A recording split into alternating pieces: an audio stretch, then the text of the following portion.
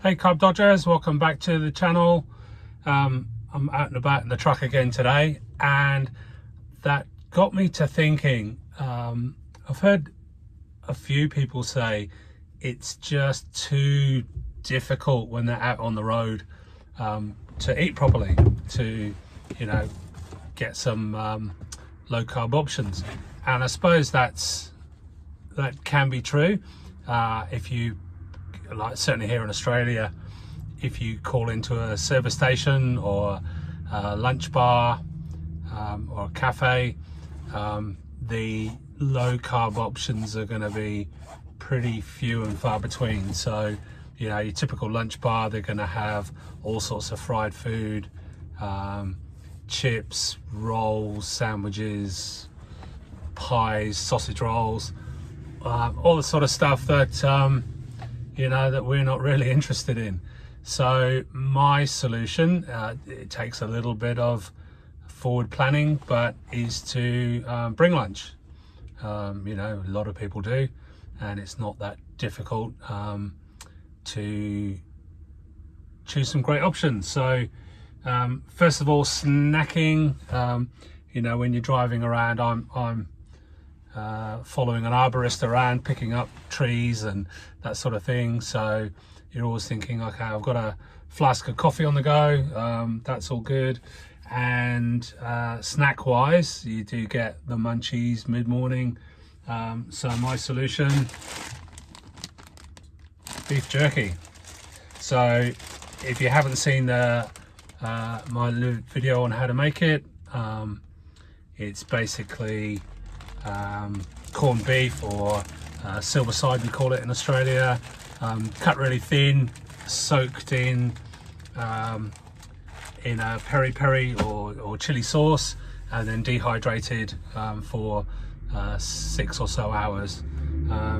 So perfect. I can make up a batch, it'll last a couple of weeks, and it does the trick for sure.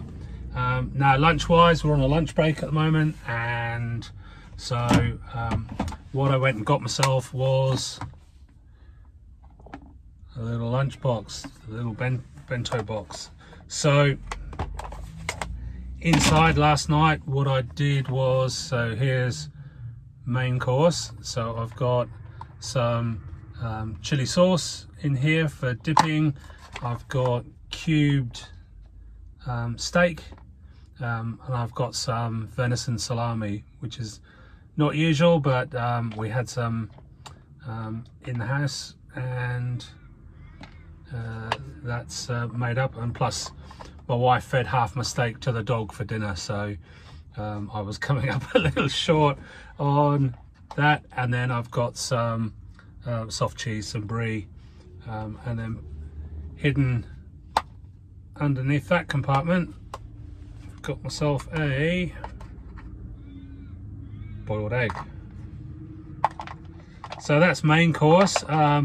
Sometimes I want something a little fresher, just to round things out. So this is my solution, or my go-to. What I've got is a few strawberries and blueberries.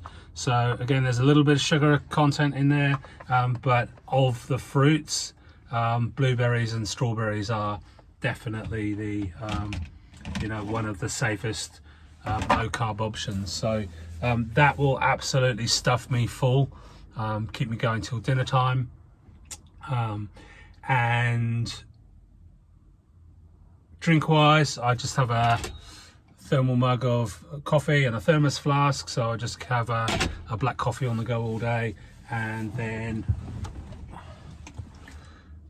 a couple bottles of cold water. So it does get hot here, so through summer I'll probably go through 4 of those, 4 or 5, I would say. So yeah, lunch on the go, if you plan ahead, it's quite easy to do. You can stick to some pretty safe options, plus save a bit of money. Your typical lunch bar visit nowadays, you're gonna not get much change out of $20 or so. So just having, you know, if I'm doing steak and veggies for dinner, just put an extra piece of steak on, cube that up, and then when it's cool, I'll pop it in the lunch box for the next day. So that's my thoughts. You know, I think being out and about on the road is no excuse for eating, you know, sugary, carby crap, because that's pretty much the only option you've got. You know, retail wise, maybe some people will have, you know, a sausage, but you don't really know what's in them, and the rest is all just carb laden atrocities. So bit of planning ahead. Yeah, really no excuse why you can't stay on the straight and narrow. I certainly find it pretty simple, and I'm still dropping weight, which is good news. And I'm also pretty active at the moment with this you know, job I've taken on.